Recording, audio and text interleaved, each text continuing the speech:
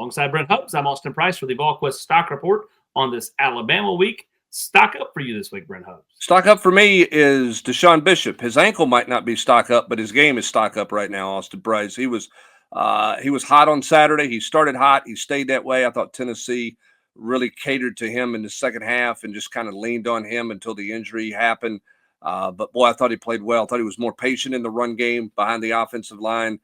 That's the Deshaun Bishop I think all of us expected to see throughout the season. I thought he was really good on Saturday. For me, I'm going to stock up Miles Kitselman after the ball's off his hands at Mississippi State, after having to play a bajillion snaps at Mississippi State. I thought he rebounded nicely. I thought his touchdown late in the first half gave Tennessee back some momentum heading into the break. Over 50 yards receiving, did get the touchdown. I thought that was big, and they should be getting healthier at that position. Ethan Davis gets a little bit healthier by the day. He should be coming back here soon, which should help a guys like Miles Kitselman, Van Dorslayers, and Bram obviously are there as well. So for me, stock up Miles Kitselman. Stock down for me, I'm going to go Star Thomas. No patience right now with Star Thomas. He has no patience in the running game. He is trying to hit everything too fast.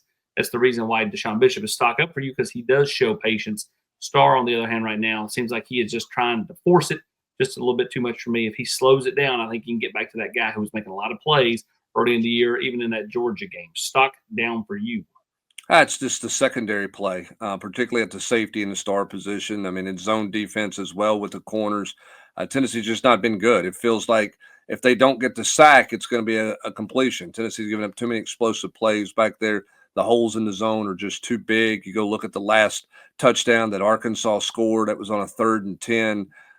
There's a gaping hole in the zone there as they just – didn't track the ball, didn't track with the quarterback and the receiver the way they wanted to. We've heard a lot about communication, eyes, and execution. That secondary this week against the best quarterback, the best throwing quarterback Tennessee has played, going to have to be a lot better than they've been the last couple of weeks in SEC play, because they're going to get tested like they haven't been tested. And right now, it's hard to play zone coverage with how big the holes are, unless Tennessee's going to get home regularly with pressure with their front four and really disrupt the quarterback. Because if they do, they make plays. If they don't, the other team makes plays. Yeah, at the end of the day, somebody's band's going to be playing. That's exactly.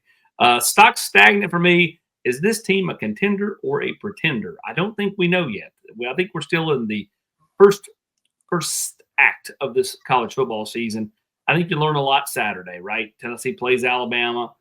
They've got some big games coming up. Oklahoma at home, Florida on the road, at Florida, at Alabama, two places they've not won since 2003.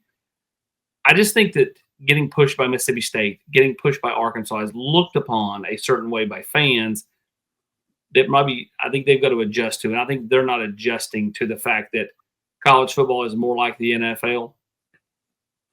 I'm not ready to say this team's just dead in the water defensively. I think they could do some little things to make some solid leaps.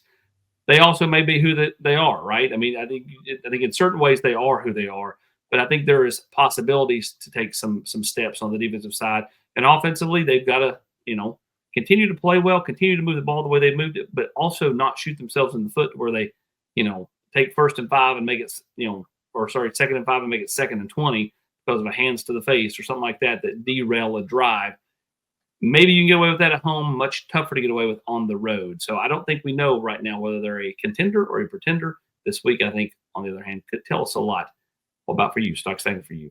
Yeah, I'm going to go with the guy you had stock down in Star Thomas. And I don't think Star Thomas has played well the last 2 weeks, but I've seen enough of Star Thomas to know he can do it in this offense. He's just got to slow down a little bit. So his stock is flat. I don't think you're taking all your carries away from him.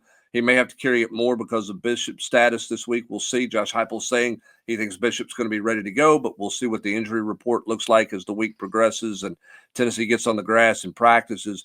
But I think it's there for Star Thomas. I don't think there's anything that says he can't play or he can't get out of this little bit of a funk he's in.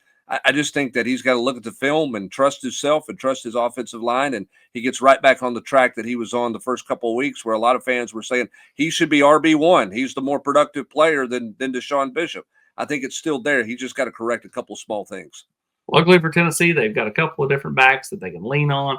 While one's a little bit injured, while one may be not seeing it as well. See if they can get things on track. And Peyton Lewis has started to find his footing a little bit at the running back position as well. He's Brent Hubbs. I'm Austin Price. This has been the Volquest Stock Report for this Alabama week.